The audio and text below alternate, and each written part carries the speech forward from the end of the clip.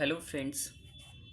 आज की इस वीडियो में हम लोग जो लेटेस्ट एडवर्टीज़मेंट आया है ओडिशा में कॉलेज लाइब्रेरियन का उसके बारे में देखते हैं।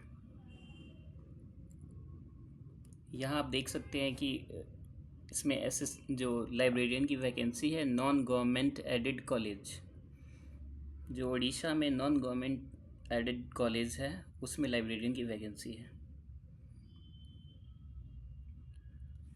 और ये कॉलेज ये सब आता है department of higher education government of Odisha में।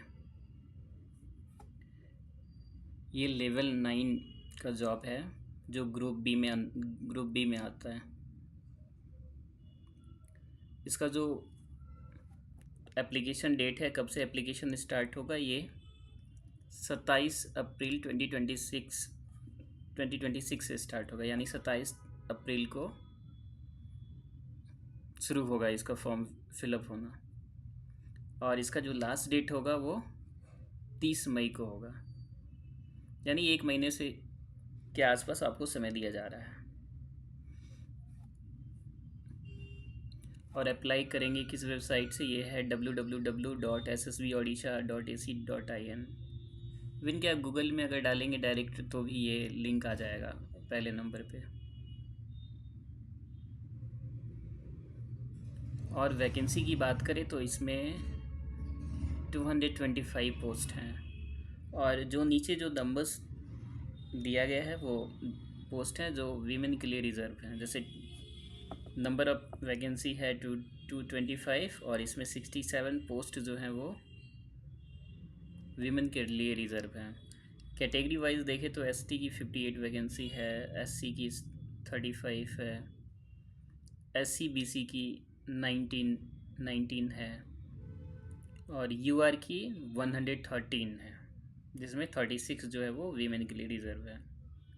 और एक्स सर्विसमैन की 3 वैकेंसी है।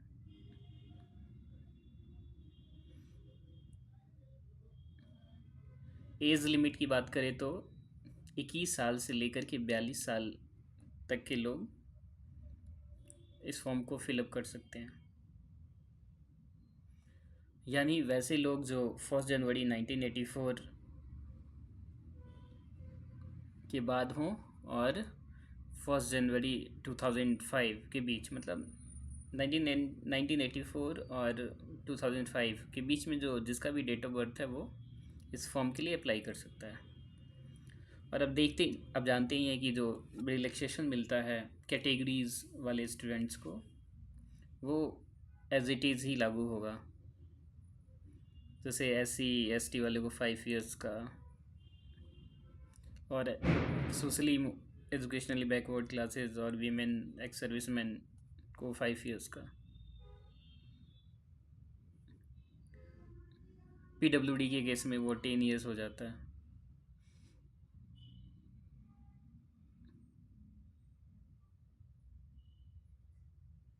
और ये रिजर्वेशन वाला जो भी है पीडब्ल्यूडी का एक्स सर्विसमैन का, वो आप खुद देख सकते हैं इसके बारे में। एजुकेशनल क्वालिफिकेशन की बात करें तो कैंडिडेट्स के पास बैचलर डिग्री होना चाहिए लाइब्रेरी साइंस में, या फिर इक्विवेलेंट डिग्री होना चाहिए। यानी bachelor degree in library science, bachelor degree in library and information science, ये कैंडिडेट के पास होना चाहिए। और इसमें जो काफ़ी इंपॉर्टेंट चीज़ है वो दिया हुआ है अदर एलिजिबिलिटी कंडीशंस। इसको हम एक एक करके देखते हैं क्योंकि ये काफ़ी इंपॉर्टेंट है। In order to be eligible for recruitment to the post of librarian in non-government aided college, a candidate must fulfill the following condition। मतलब नीचे जो दिया गया कंडीशन है उसको कैंडिडेट्स को फुलफिल करना होगा अगर वो फिल करना चाहते इस फॉर्म को। He she must be a citizen of India and the domicile of the state of Orissa. ये कहने का मतलब है कि ये सिटीजन इंडिया का हो और डोमिसाइल हो उड़ीसा का। यानी जो अदर स्टेट्स के कैंडिडेट हैं वो इस फॉर्म को अप्लाई नहीं कर सकते हैं, फॉर्म फिल नहीं कर सकते हैं। केवल उड़ीसा वाले लोग ही इस फॉर्म को फिल कर सकते हैं। Be able to speak, read, and write Odia and shall have Odia as a language subject in the HSC examination or an equivalent examination, or has been declared to have passed a test in Odia language equivalent to the middle school standard. ठीक है, यानी Odia at first इन्होंने दे दिया कि ओडिशा के लोग fill कर सकते हैं, और दूसरे वाले में ओडिया नॉलेज होना भी चाहिए। वो या तो हायर सेकेंडरी क्लास में एज अ ओडिया एक सब्जेक्ट पढ़े हों, या फिर इक्विवेलेंट एग्ज़ाम में पढ़े हों, या फिर उनके पास नॉलेज हो जो मिडिल स्कूल स्टैंडर्ड का हो।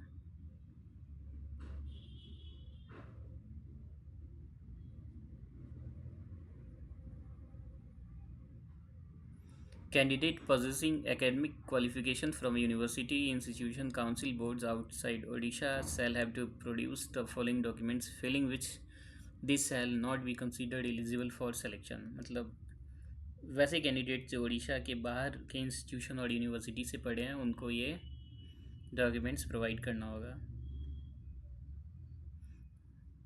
For example, proof of equivalence from any recognized universities, institution, council, board of the state of Odisha, affiliation of the institution where the applicant had studied to a recognized university, council, board, ये documents उसको देना पड़ेगा। ये सारे points हैं, आप देख सकते हैं। इसमें ये भी दिया हुआ है, must not have more than one spouse living, मतलब एक से ज़्यादा वाइफ नहीं होना चाहिए।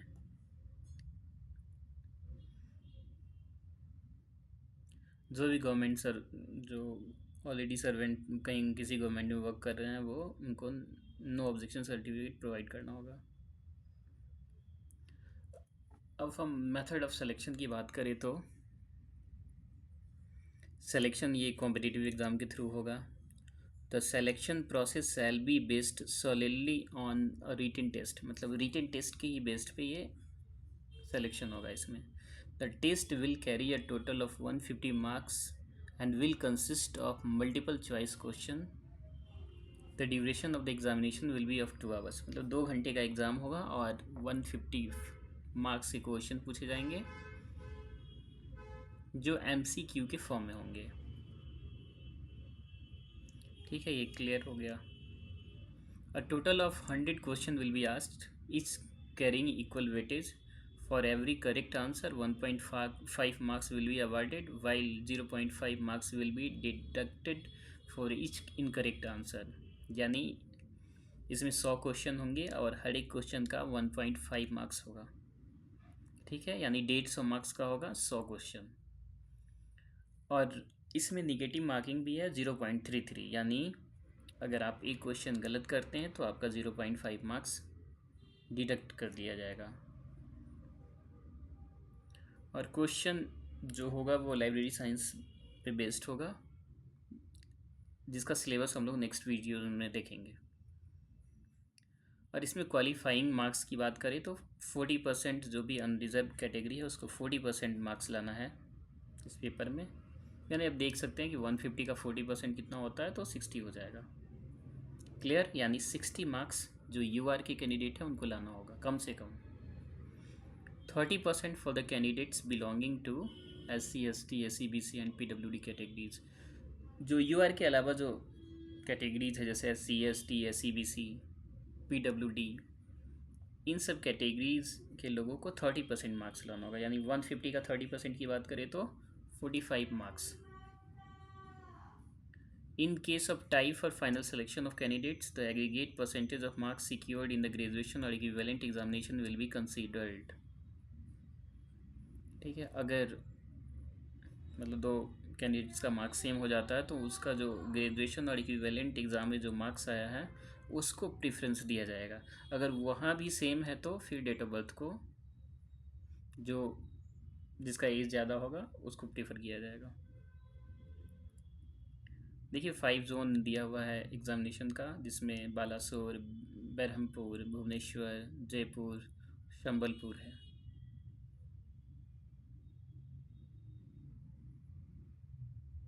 मतलब ये एग्ज़ामिनेशन सेंटर की बात है, मतलब इन सब जोन में एग्ज़ाम होगा।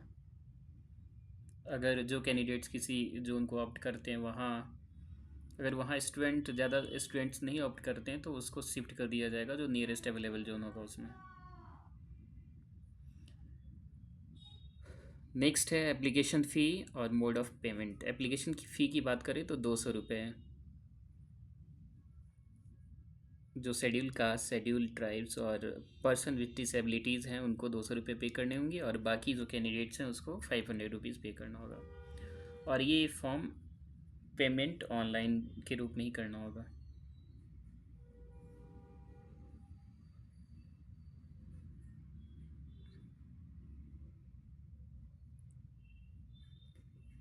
जो भी डॉक्यूमेंट्स की ज़रूरत होगी वो यहाँ पे दिया हुआ है। ये वेरिफिकेशन के टाइम में जो डॉक्यूमेंट्स की ज़रूरत होगी वो सारा आप पढ़ सकते हैं। ये मैं अपने टेलीग्राम चैनल पे शेयर कर दूँगा। अप्लाई करना है किस वेबसाइट्स के थ्रू? www.ssbodisha.ac.in। आप खुद एक बार यहाँ जाके चेक कर सकते हैं, आपको वहाँ पे एडवर्टीज़मेंट भी और सिलेबस भी दोनों दिखाई देगा।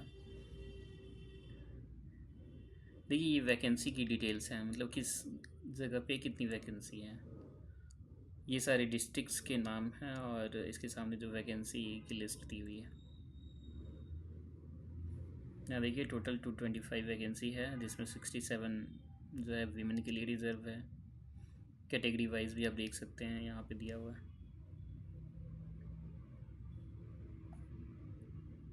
आई थिंक ये वीडियो आपके लिए काफ़ी हेल्पफुल होगा। इसी तरह की दूसरी जानकारी के लिए आप हमारे चैनल को सब्सक्राइब कर सकते हैं और बेल आइकन दबा सकते हैं। Thank you for watching.